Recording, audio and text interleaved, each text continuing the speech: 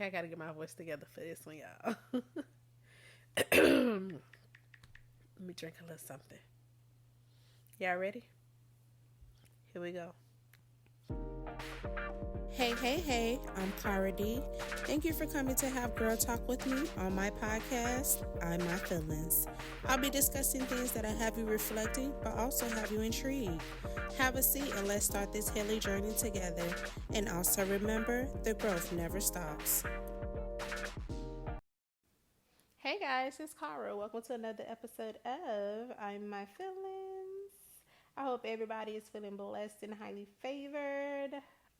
How y'all doing this week?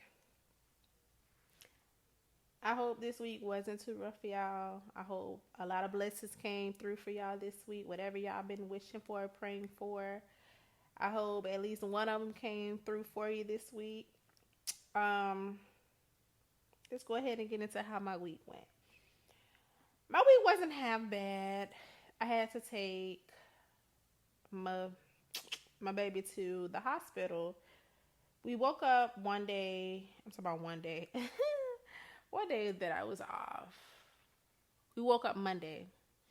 No, I lied. We woke up Tuesday. Yeah. Woke up Tuesday, and because that Monday I had took her to her doctor's appointment. Damn, I'm still lying. Monday I took her to her doctor's appointment. This was Thursday. Thank you. This was actually Thursday. So Monday we had her doctor's appointment for her yearly appointment, annual appointment, just a checkup. So then she didn't get any shots or anything, but she did get some blood drawn. Honestly, she did phenomenal when it came to that. The initial stick at her doctor's appointment that they did for drawing her blood, she screamed. Like, you know how you be like, ow! That's the type of scream she did. But then after, because the lady was holding her, I don't know, before, like years before, she would like kick and scream, don't want to get her blood drawn or anything. But now, she's pretty cool. So, she was looking down at the blood. She stopped, after she did that first initial scream, she just looked down at the blood and was just watching the blood like flow out of her arm. So then the lady that was holding her, she was like, oh, Brooklyn, you want to watch? You want to see what we doing? She let her watch. And Brooklyn just sat there, like, with no issues, no problems. So then they end up putting the Band-Aid, a colorful Band-Aid on her arm. Brooklyn wanted another Band-Aid on her other arm. So they end up getting her another Band-Aid. So that was Monday. And then come Tuesday, mind you, she slept through the night, no problem. She wake up. And she has like this barky cough. So I'm like, okay. So then she had like, it was hard for her to breathe. Now, mind you, she actually has a breathing machine that her pediatrician gave me. Well, not gave me, but technically gave me. She didn't just give it to me as a gift. Of course, it went through the insurance. But got a breathing machine like maybe last year from her pediatrician, because I had to have her on a breathing treatment for albuterol last year. She had like maybe a flu or something, but it was hard for her to breathe. So I still had a couple of the albuterol solutions along with a breathing machine. So I went ahead and I gave her a breathing treatment. It only lasts like 15 minutes. So she still act like she's having a hard time breathing. So I called my mom. Mind you, this is like going on 7 o'clock in the morning. Called my mom and she was like, well, Cara, if you feel like, she said, well, what you want to do? So I told her, I was like, I don't want to take her to school and then they end up calling me because she's either having a hard time breathing or she still have this barky cough. So that's when she asked me, well, Cara, what you want to do? So I said, I do want to take her to the hospital. So she said, well, when are you going to take her? I said, I want to go to work. Because she asked me, she was like, well, why you sound all hesitant? I said, because I really do want to go to work. My job, I've been doing good going to work. Like, really good. So I didn't want to stop that streak because I know how I can get. I get real raggedy. I miss one day of work. I call out of work one day. Hell, I'm probably calling out for the next 2 days after that. But I didn't. So she said, well, Cara, just go ahead and take her to the hospital. So I said, depending on the time that I get out, I may go to work. But I just end up calling out for the whole day. Mind you, we actually got out pretty early. We got out maybe like 9 something, but I said, well, I don't already called out for the day. This just gonna be our little day off. We had our whole little day. When we went to the hospital, they asked me what I did. Pretty much told them exactly the same things that I have just literally told y'all. They end up giving her some steroid medicine that she has to take for 5 days. The nurse already told me, she was like, you may experience some fever when it comes to her. So I said, okay, cool. Get home, she good. In the middle of the night, because Brooklyn feels like she just have to sleep with me. I feel her like burning up. It's like her stomach and everything of that sort. So I'm like, well, damn. So I sat there for a few more minutes. I said, if she get any harder, I know I'm gonna just have to get up.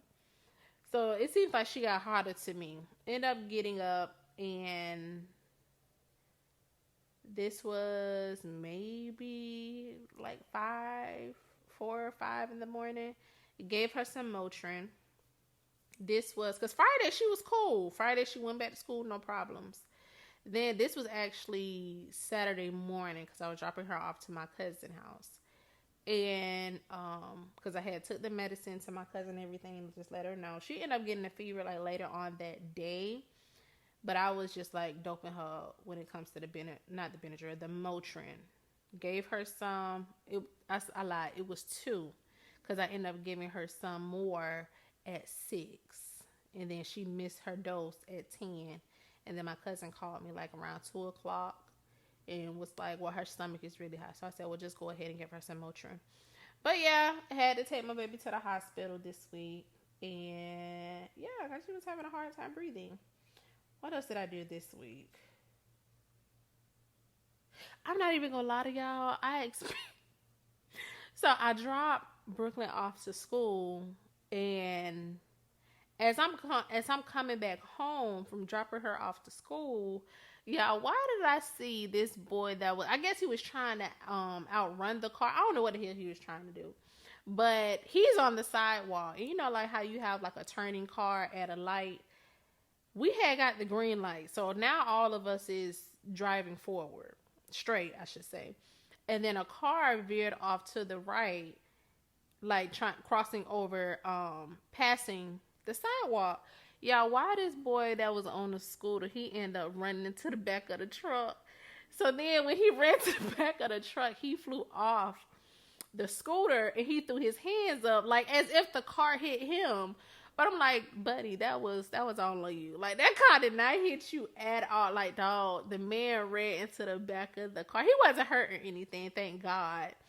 But the person that was in the truck, they ended up stopping. I did want to stop because I wanted to see if he was okay. But when he got up and he threw his hands up, like as if the car was in the wrong, I was like, that man fine. And I drove off. But yeah, yeah, I found that kind of funny. I did, because he was hard down trying to beat that car, trying to beat the car. I said, bro, you can't beat that car. And it's like, you heard him. I thought he was actually like coming in between the cars. You know, like how the people on the mopeds / the people on the motorcycles, they're right in between the lane of the cars. That's where I thought he was coming from. Yeah, no, that the homeboy was on the sidewalk. But that was just a little a little excitement, I guess, for me this week. But other than that, just went to work. Didn't do nothing too crazy. I ain't gonna lie. Okay, vulnerable moment. Vulnerable moment. Y'all know I have to have one. This past week, I have been isolated. Ask me why I have been isolated. Well, Cara, why have you been isolated this week? Truth be told, I have been in my feelings somewhat. And I'm going to be completely honest with you. I have been grieving like a relationship with a friend that I parted ways from. And it is kind of been having me in my feelings. Like, I really haven't been wanting to talk to nobody. Haven't been wanting to really be around anybody. Like, my mind's just been on this person. It's just like, you know, I I just been so isolated. Now, all I really been doing, like when I'm at work, because I usually like be on the phone sometimes, not all the time, but sometimes. I usually be on the phone, but like as of lately, I just been listening to music. I don't know if it's just me, or do like music really be speaking to y'all, like be snitching on the person, like whatever. Okay, so you know how you go through things with an individual, and it may like affect you emotionally, and then like you just sit there, just think about it, and like it seems like the music really be speaking to you. That has been me this past week. I swear it's like the music has been snitching on this person, like how they feel about me. Or it's just the energy that I'm in. It's just been speaking on the energy that I have been in. Call me delusional, but you can't tell me like Pandora don't be telling on these folks. I'ma just be honest. But no, like for real though, I have been going through it emotionally. I don't know if it's just me not really wanting to let it go, but knowing that I had to let it go. Because some things came about that I did not like that he pulled. It wasn't nothing to the extreme, but I feel like if things ever do get serious, like it can go to the extreme. Because I feel like maybe he may try to like retire. It's just I'm not even gonna get into that because that's a different story for a whole nother day. But yeah, I've been in my feelings, y'all. I really been in my feelings. I just had to be vulnerable about that because I really don't tell nobody how I really feel or how I really be feeling. Because it seems like any and every time that I try to open up to people, just be vulnerable altogether, for some apparent reason, they always just turn it around on them, like what they going through. And it's just like, well, it was about me. I was just speaking on how I felt in this moment. And yeah, so sometimes whenever that happens, I feel like that's my cue to just go ahead and shut up. Don't even speak on what you're going through. I just hush and just listen to the people talk. But yeah, I just had to let y'all know that my feelings was hurt. My feelings was hurt. Yeah. But anywho, nevertheless, I digress.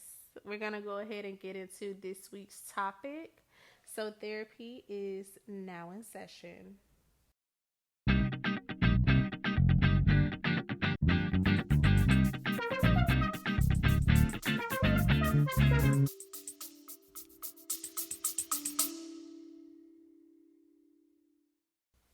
If you have been enjoying this week's episode of I Have My Feelings thus far and you would like to give the show some support, please click the link in the show notes below or consider leaving a review through Apple Podcasts. Now let's go ahead and get back to the show.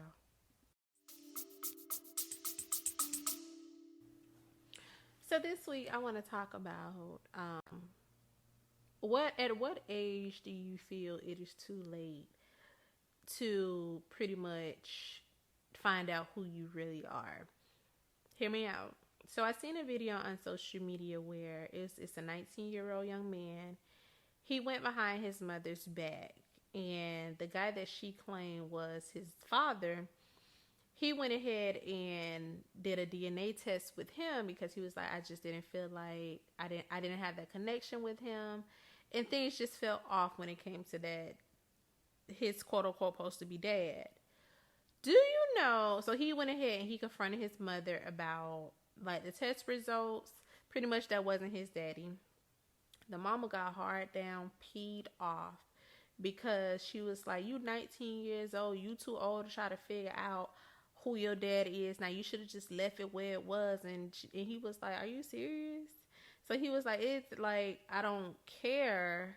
He was like, I don't care like what the results was or what you even had going on at that time. I just would have wished like you would have told me the truth instead of sitting around here making me believe that this guy who is not actually my father is my dad. So she was like, you should have just left it what it was, and how you go behind my back and see if that How you just gonna go behind my back and take this DNA test with this guy? If I said that's your daddy, that's your daddy. I don't know who else you done. Mind you, this lady talking. I don't know who else you done. I don't know who else you done took this test with. But that guy who I told you is your daddy, that's your daddy. So he just sitting there, he just listening, and I feel like my perspective. The 19-year-old young man, he wasn't wrong at all, because I feel like when it comes to people and their traits and how they handle certain situations, that could be from like your father or your mother or your father. The reason why I say that, because if you are the type of person that run away from situations, you may have seen that from your mother or your dad, or this may be just from your dad or whoever, one of your parents. I'm not even just going to say your dad or your mother. It could be from one of your parents. That's just the way that they handle situations. You may have adapted that way of handling situations. And by you doing this, just because one parent isn't doing it, the parent that you are in a household with, just because that parent isn't doing it, doesn't mean that the other parent isn't doing it. So I say that to say this. Stay with me. Stay with me. I'm trying to explain it the best way that I can. Even though one parent isn't doing it and you're confused, as you could ask yourself, be in complete confusion about why you handle situations the way that you handle them. And I know from experience, I was in a household with my mom. And if I do something, she'll be like, oh, you act just like your daddy. And it's just, even though I knew who my dad was, but the level that my mom knew him on, I did not know him on that level. So that mother may have been doing that like the whole time that he was growing up. But the person that she claimed is his father wasn't doing those type of things or did not have those traits. So it kind of probably sent off a red flag in his head, like, okay, well, since this guy don't do that, who am I really acting like? But honestly, I feel like he wasn't wrong at all to want to figure out who he is as a person, where he comes from.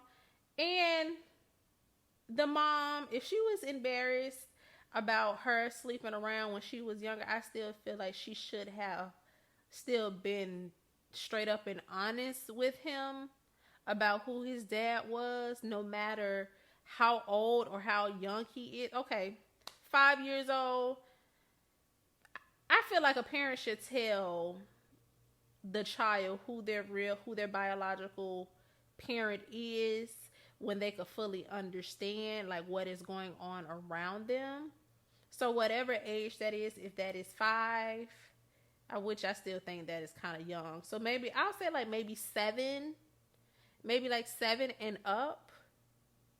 Whenever that child can, really recognize and fully understand, okay, well, that's not your dad, or this is your dad, like, or that's your dad, but that's not like your birth dad, like your biological father. When they can understand that, I feel like that's when she should have been upfront with him and just letting him know.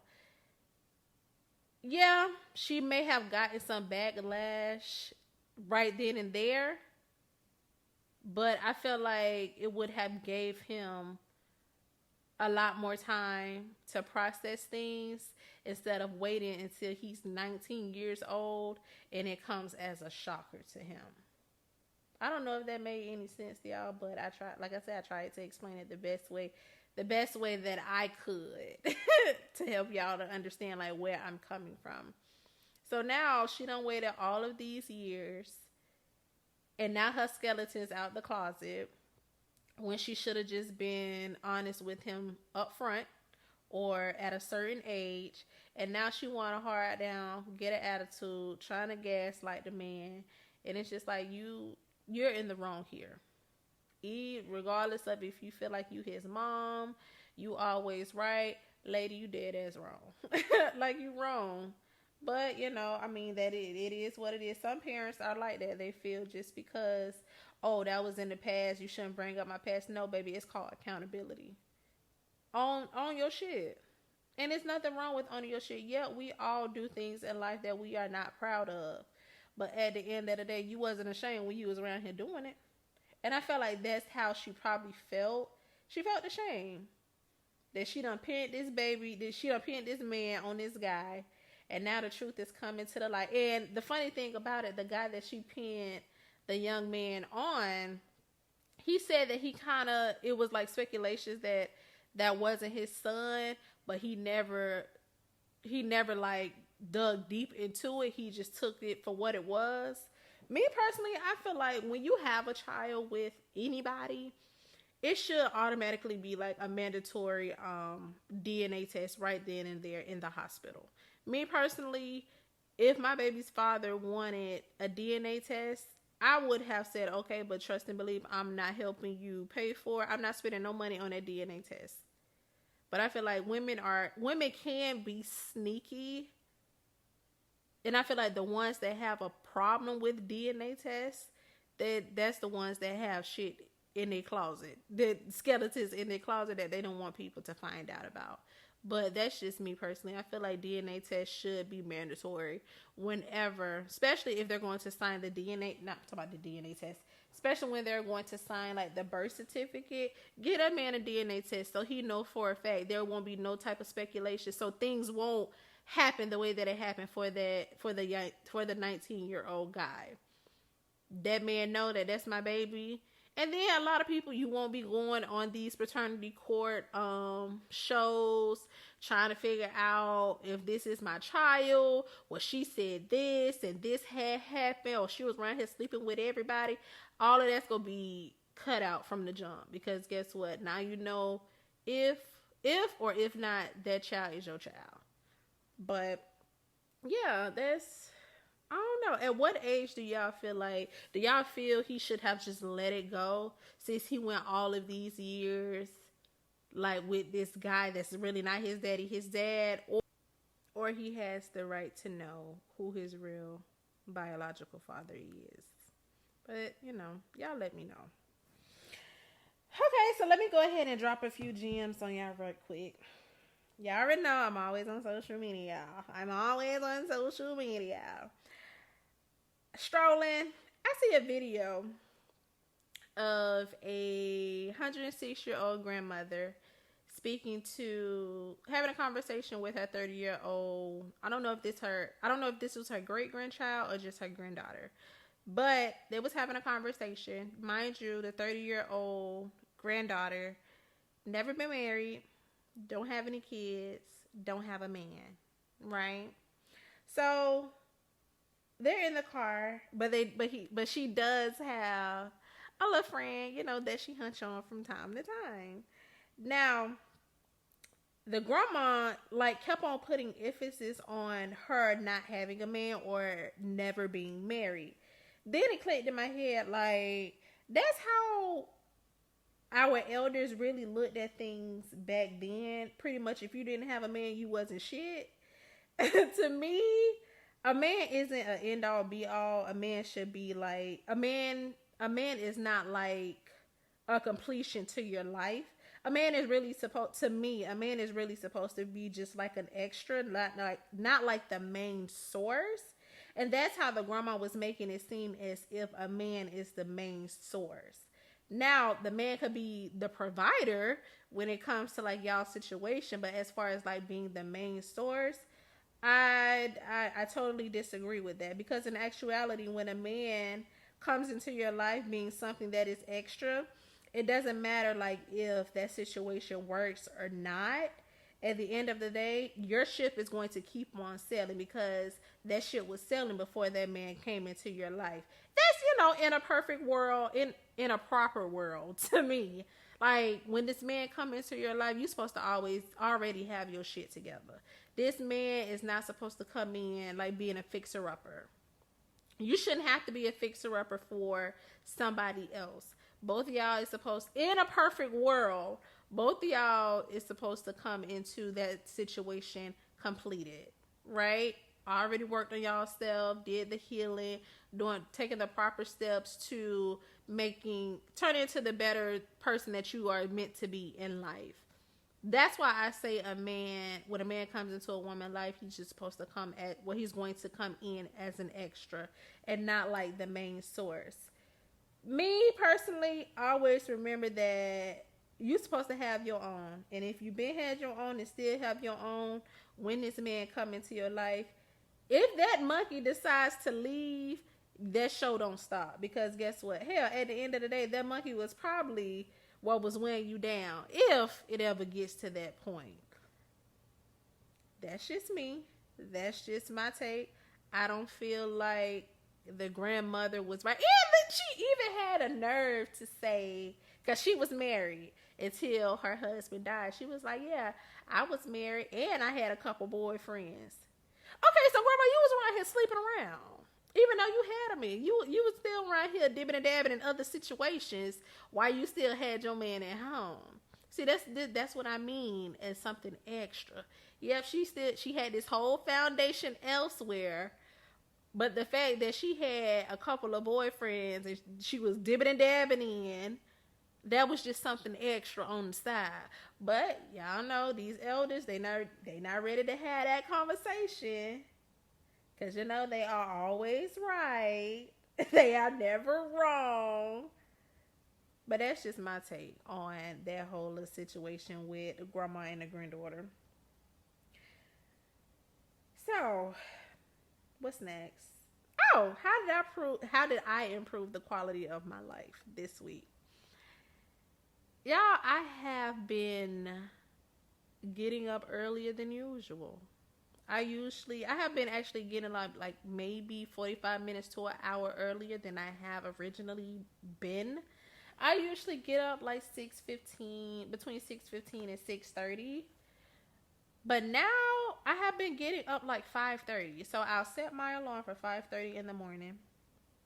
And when my alarm goes off, I give myself some wiggle room. If I'm still sleepy, I'll go ahead and set my alarm to 6:30, but which I haven't.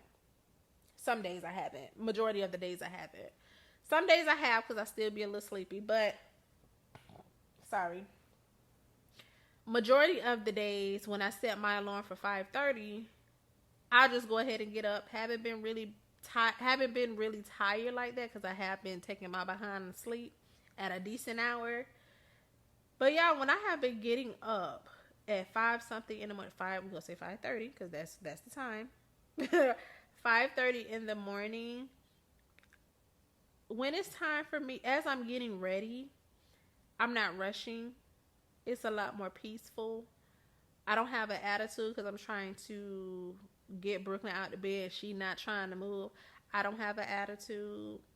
It's like, and me and Brooklyn mornings be running a lot smoother when I actually get up earlier than what I have to, because I have time to get up, meditate, take a shower if I'm feeling up for the shower, which I kind of do take a shower. I'm not gonna say kind of, which I do take a shower because I be sleepy, and the shower wakes me up. So yeah, I'm able to meditate, take a shower, and then I still have to fix my lunch and also my baby lunch. Still have to get myself dressed. And by the time 6:30 comes, I can go at between like 6:30 and 6:45. I'm getting Brooklyn up at this point. But everything else is packed. Only thing that I have to do is literally get her dressed. I lotion her up when she's in the bed. Pretty much damn near put on her clothes while she's in the bed, because I'm able to iron her clothes and everything be ironed. Her outfit be there, socks, undershirt, shoes, everything is like literally right there. So after I'm done lotioning her up, I'm putting on her clothes. I'm telling her to go to the bathroom, use the bathroom. While we're in the bathroom, while she's sitting on the toilet peeing, I'm brushing her teeth. Then she gets up, I'm washing her face, fixing her hair. Baby, by the time we done in the bathroom, that's literally like 10 minutes right there. By the time we done from in the bathroom, we walking out in the living room. I'm throwing on my shoes, giving her medicine. She's putting on her book bag, getting her lunch bag. I'm putting on my purse and getting my cooler, and we're walking out the door. That's 7 o'clock. That's between 7 and 7:10 at that point. I'm not rushing because I still have to get to her school and walk her in now. It's not to a point where I can just drop her off anymore. But it's a lot more peaceful. It moves a lot smoothly now. So I think I need to just go ahead and just start all the time getting up at 5:30 because I get a lot of things done. I almost said a lot of shit, but I get a lot of things done when I wake up 5:30 in the morning. So that's what I did this week to improve the quality of my life. The song for the week, it's Erica Badu. The what is it? Love of My Life. Now, the part that touches like every inch of my soul is when she break that thing down. She be like, "Ooh, you know you rock my world, and you be boy, I'll be girl, and we won't stop until the break of." Then y'all, then she bet that thing up one more again. I'm not even gonna put y'all through that no more. That type of agony of my voice. But yeah, then she bet that thing up. Like, y'all, every single time. I don't even have to be like in my feelings. But when that song come on, I listen to that song every single time. I don't even have to be singing the song. But soon as when that part come on, it touches my soul. It touches my soul. It don't miss a beat. Yeah. That's the song for the week. Erica Badu, Love of My Life. Nevertheless, I digress. Y'all already know. That concludes our therapy session for this week. Thank you guys for all the love and the support that y'all have been showing me. And don't y'all hesitate to keep it coming. On the other hand, please don't forget to rate, review, and subscribe. I will absolutely, positively see you guys next week on another episode of On My Feelings. Let me go ahead and take y'all out.